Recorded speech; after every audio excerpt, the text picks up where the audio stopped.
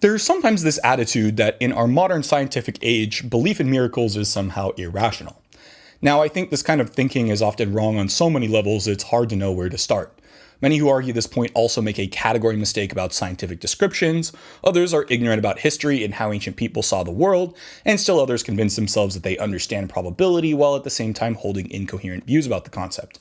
And lastly, this often also shows up as an argument from incredulity, which is of course a fallacy. Here's a recent example I came across from the comments section of Randall Rouser's channel, which sort of combines an argument from incredulity with a straw man and false comparison to sort of really drive the incredulity home. But for now, let's just go ahead and put all of this aside for the moment. My focus today is going to be on Hume's argument against miracles, and in particular the central fallacy in his argument that causes it to appear to hold together when under closer scrutiny it does not. Now, I'll admit I used to find Hume's argument against miracles actually pretty compelling when I was skeptical, and this actually went along with my lack of understanding of probability in particular. I mean, I realized there were some problems with Hume's argument, but I found the spirit of it pretty compelling. And as we'll see, right, Hume wasn't entirely wrong about everything in his argument, but his argument doesn't succeed, and that's what I'm going to show in this video. With that said, I was surprised to learn recently that many people still explicitly cite Hume's argument in its original form as somehow debunking rational belief in miracles. I don't just mean the legacy of Hume's argument here, right? Clearly, Hume's argument impacted the way many people think about miracles, and this is unsurprising. Instead, I mean some skeptics still cite Hume directly and argue his section of miracles from his Enquiry obliterated the reasons one should believe in miracles altogether. And this is despite the fact that much work, including much recent work, has criticized Hume's argument on a variety of fronts, from begging the question, to being inconsistent, to just being an entire failure, among others. For instance, philosopher of physics John Earman, who's an agnostic, published some papers culminating in an entire book titled Hume's Abject Failure, which is a great read that goes into the history of Hume's argument, claiming that it lacks merit and originality, especially compared to the arguments on the other side of the fence, from theists, which rely on what is now modern probability calculus. Other Hume scholars, such as Peter Millikan at Oxford, seem to think Hume's miracle argument needs a bit of work, but my impression is he does seem to think that it succeeds, at least a decent amount, right? I'd also recommend reading Millikan's work too. To me, he does come across a little more charitable to Hume, and he does provide several different interpretations one could take from Hume's work, so definitely great Hume scholar, someone you should also be familiar with. But in this video, I'm not going to discuss any of these critiques, and instead I'm going to offer what I believe is a new critique that shows how Hume's argument actually rests on a fallacy that, once exposed, really does put the denier of miracles in a tough place.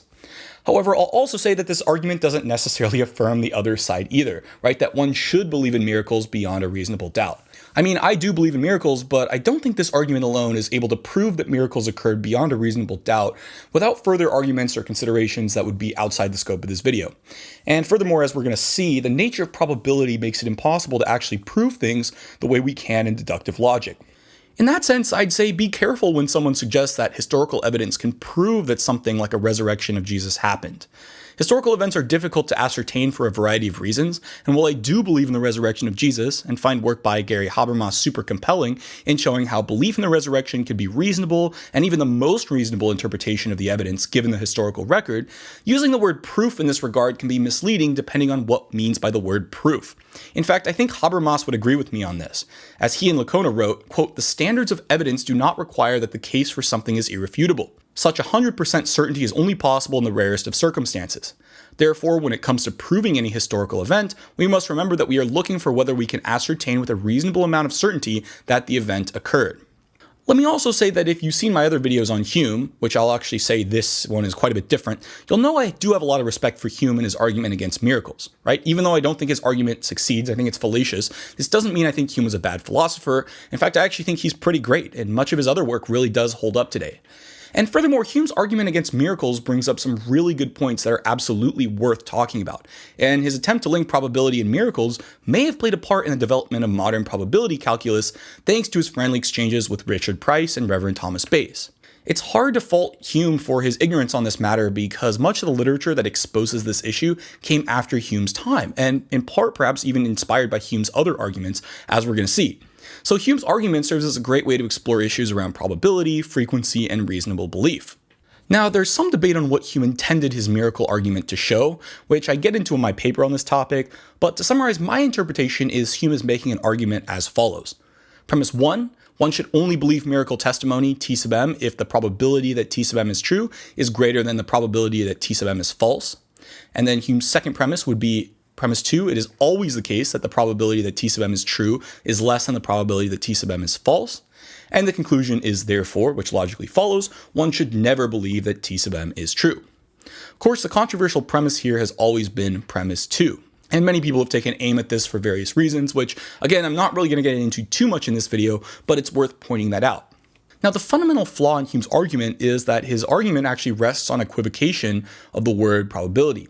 Now, for those of you unfamiliar with logic, and in particular informal logic, a fallacy of equivocation occurs when people use a word to refer to two different things in an argument.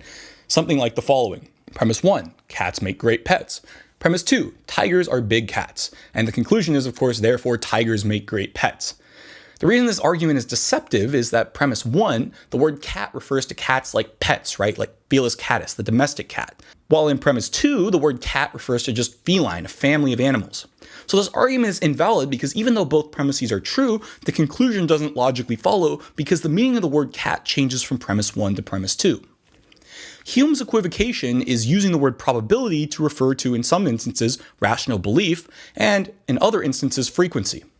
This is a difference between the Bayesian and frequentist interpretations of probability, which are incompatible interpretations of what probability means or refers to. In one of my other YouTube channels, I have a video that goes into these different interpretations and a bit of the math behind them. I'll provide a link in the description. But to summarize, the frequentist perspective of probability defines probability in terms of the frequency of an event happening. In a Kolmogorov probability triple, the probability of an event E is defined as the number of times you observe an outcome contained within E divided by the total number of trials. Right? In other words, you flip a coin 100 times, you get heads 50 of those times, the probability of getting heads according to the frequentist would be 50 out of 100, or 1/2. The Bayesian perspective, on the other hand, refers to one's subjective degree of belief or one's degree of confidence in a proposition being true. It's a subjective measure of one's belief and as a result can be updated in light of new evidence. This updating should be done with respect to Bayes' theorem for an agent to be considered rational. And more technically, Bayesians view probability as an extension of logic, capturing epistemic notions where one lacks full confidence. The probability measure from Kolmogorov can be seen as creating a measure over logician George Boole's quantification of first-order classical logic to capture one's confidence that certain observations occur. Now let's return to Hume's argument. Premise 1 shows Hume referring to the Bayesian view, and hence the focus on rational belief. In fact, in section 6 of the Inquiry, Hume explicitly adopts a Bayesian view of probability, writing, "Though there be no such thing as chance in the world, our ignorance of the real cause of any event has the same influence on the understanding and begets like a species of belief or opinion." This echoes an idea by the Italian statistician Bruno De Finetti, a Bayesian who opened his 2-volume treatise on probability by declaring probability does not exist, and similar to Hume adopting a subjective ignorance type of view, though since Hume came first, perhaps De Finetti was invoking Hume. However, to support premise 2, Hume uses probability to instead refer to frequency, which we'll see is actually different than one's rational degree of belief. In section 10 of his inquiry, he writes, "A wise man considers which side is supported by the greater number of experiments, to that side he inclines, with doubt and hesitation, and when at last he fixes his judgment, the evidence exceeds not what we properly call probability." Again, recall the idea of comparing the frequency of occurrences to outcomes being central to the frequentist view of probability. Furthermore, in the first edition of the Inquiry, he writes, "No testimony, quote, for any kind of miracle can ever possibly amount to a probability, much less a proof." As we will see later, this is clearly wrong and question-begging. Now, Hume is correct when he famously writes, quote, "A wise man therefore proportions his belief to the evidence." It's just that evidence and frequencies are not necessarily the same thing. And as a side note, the modern definition of evidence is often defined in Bayesian terms. As the friendly neighborhood Stanford Encyclopedia of Philosophy tells us, an event E is evidence for a hypothesis H if and only if the probability of H conditioned on E is greater than the probability of H. So in order for me to prove that Hume is fallaciously arguing against miracles, I must show that frequency and rationality are not the same thing. In other words, frequency is not the only or even most relevant part of rationality. And this is where we're going to turn our attention to next. There are times it is rational to believe things that have low frequencies, and this is why Hume's argument fails. For instance, suppose I take a totally random sample of 1 million women, which I should add is more robust than virtually every single study involving humans ever. And suppose I take this sample with regard to the best possible practices, meaning it really is totally random and all the women respond. So out of 8 billion people, there are 4 billion women, and I sample 1 million of them. I then proceed to ask each of them if they are your mother, and all 1 million of them say no. Clearly, the frequency of your mother in the sample is 0. So would a wise man reject the hypothesis that you have a mother and accept the alternative, namely that you do not have a mother? In fact, as we're going to see, the likelihood or probability of this observation under the hypothesis that you do not have a mother is actually larger than the probability of this observation under the hypothesis that you do have a mother. Maximum likelihood estimation, or the idea that you should choose the model that maximizes the likelihood function, which you see here, was proposed and promoted by a key frequentist of the 20th century, Sir Ronald Fisher. So Fisher's proposed method would imply that given this data, you should accept the model where you have no mother and reject the model where you do have a mother. If you still think it's reasonable to believe you have a mother, despite the frequency of people being your mother literally being 0 in this example, then congratulations, you may be a Bayesian.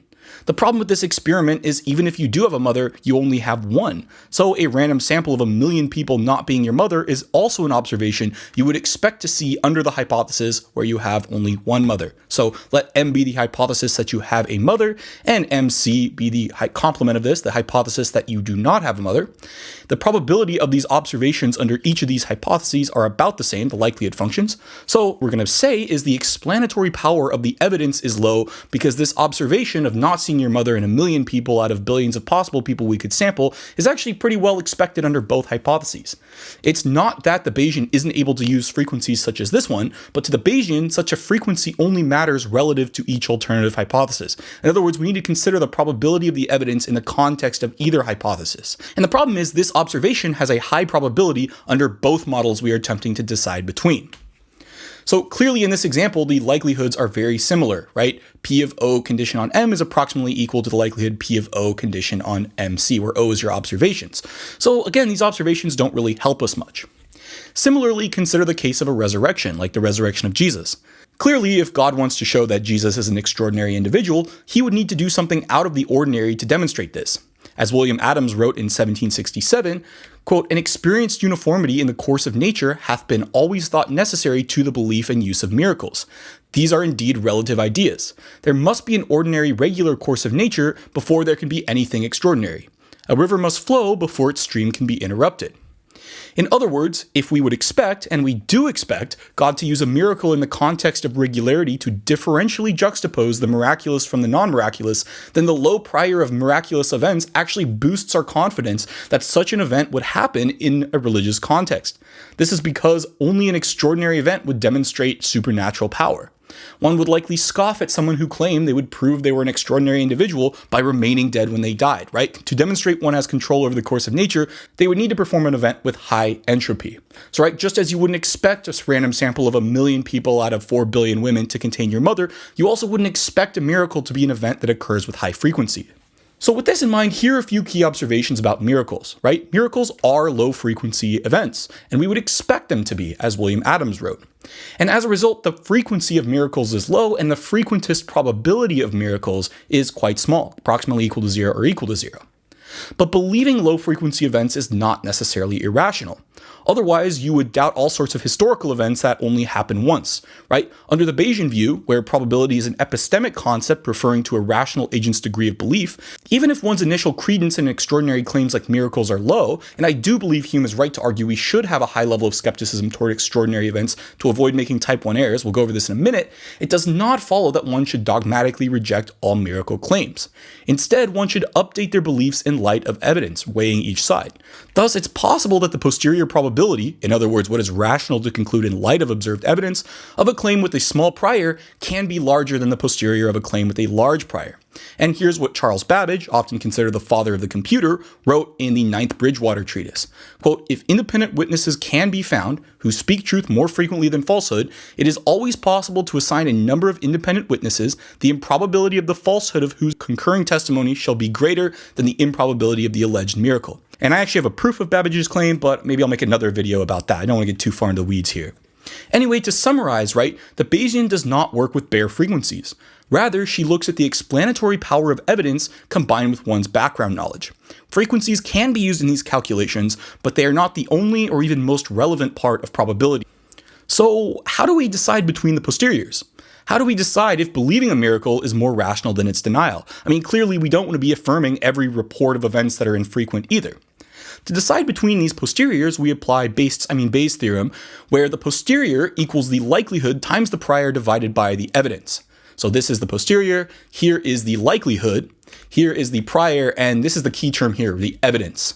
And this is key because the probability of the evidence using the law of total probability is our confidence of observing the evidence under either hypothesis. So what you're going to see here is the numerator here, right? Our confidence seeing this evidence if M is in fact true.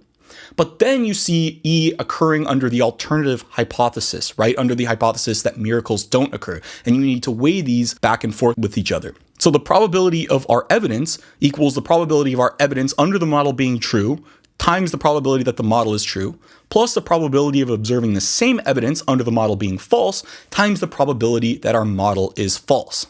So even if our confidence that a miracle occurs is less than our confidence that a miracle doesn't happen before observing any evidence, in other words, even if we grant Hume's point that people are more likely to lie than a miracle is to occur, it does not necessarily follow that under the evidence, accepting a miracle is less rational to believe than denying it. And we'll come back to Hume's point, but let's give a concrete example of this in the mother example.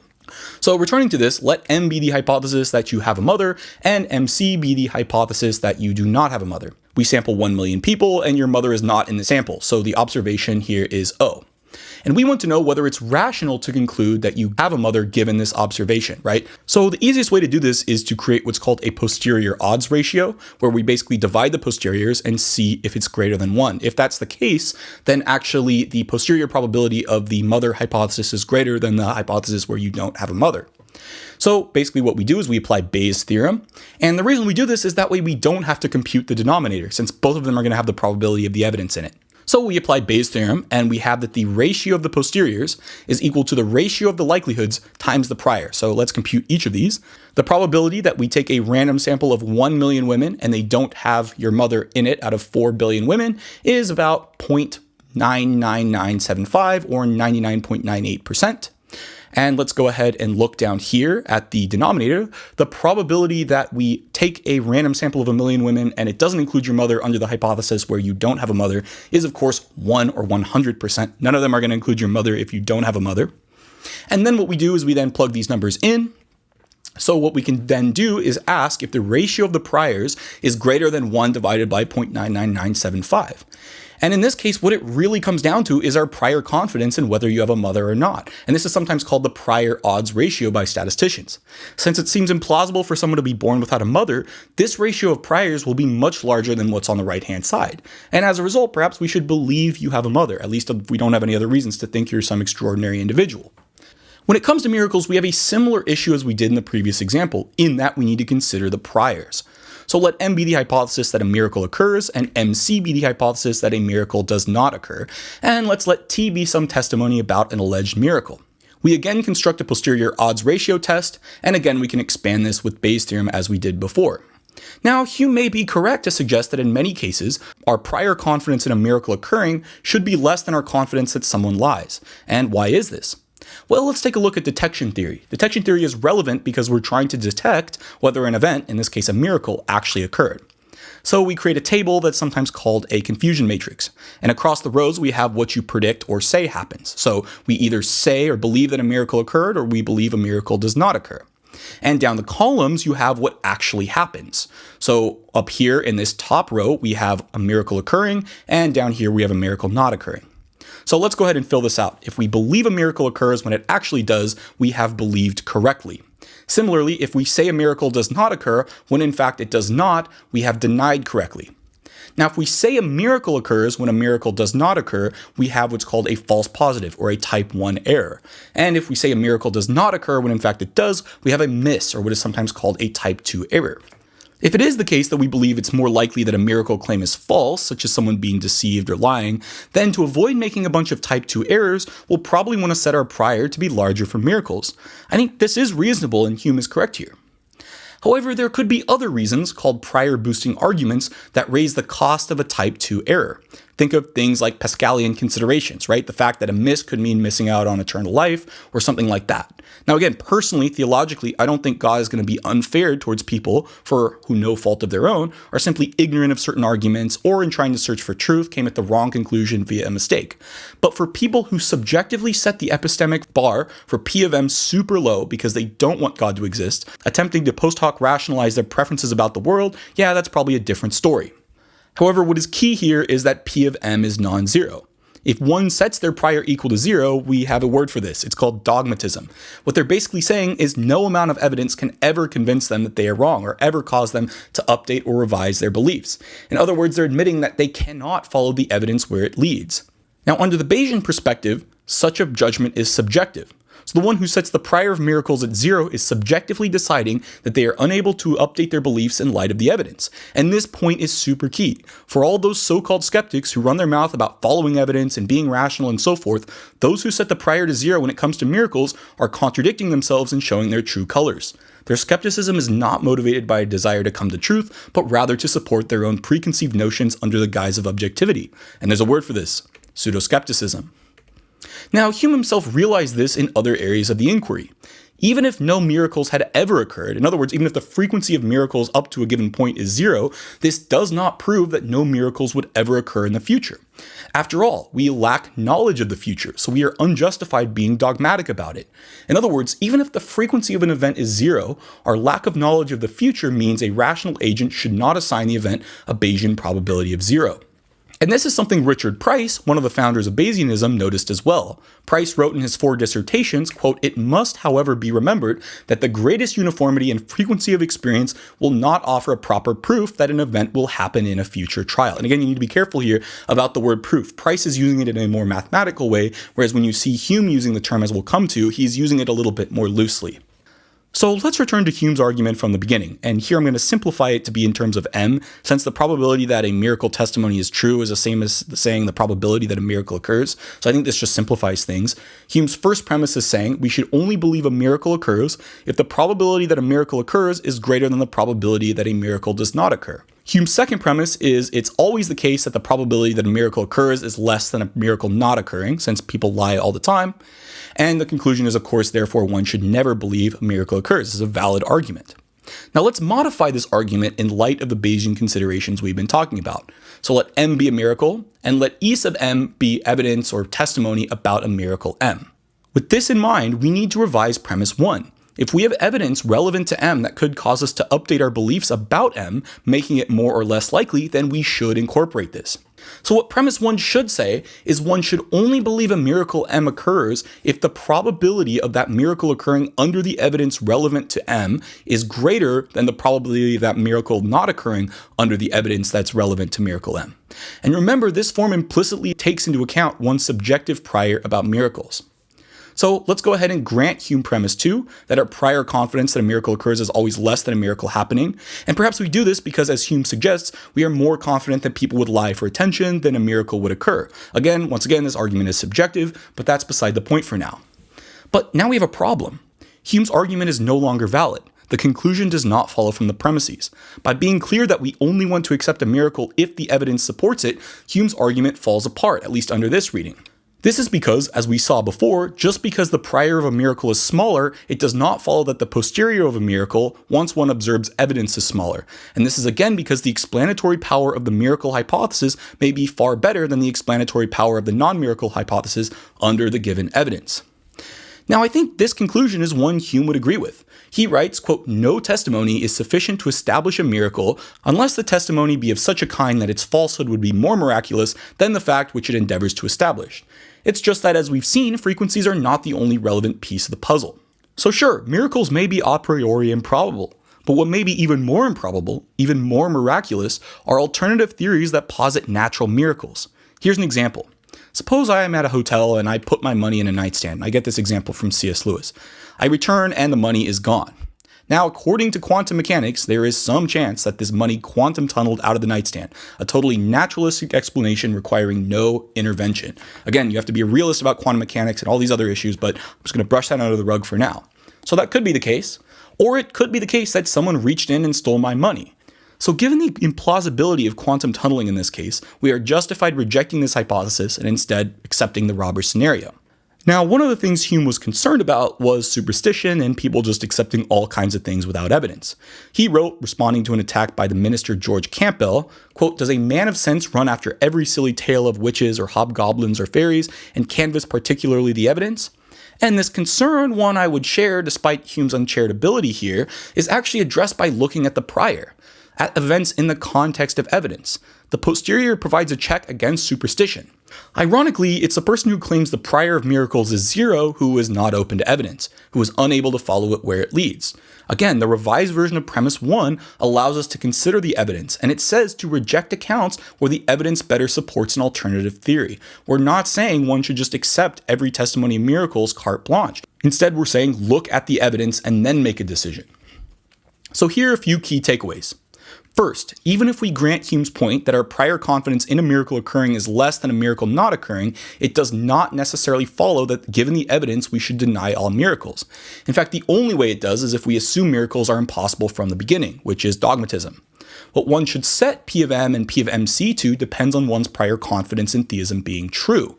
Obviously, assuming theism is false is begging the question against miracles, since the miracle hypothesis is done in the context of theism, right? As William Lane Craig points out, the hypothesis is God performs a miracle, not that miracles occur naturalistically.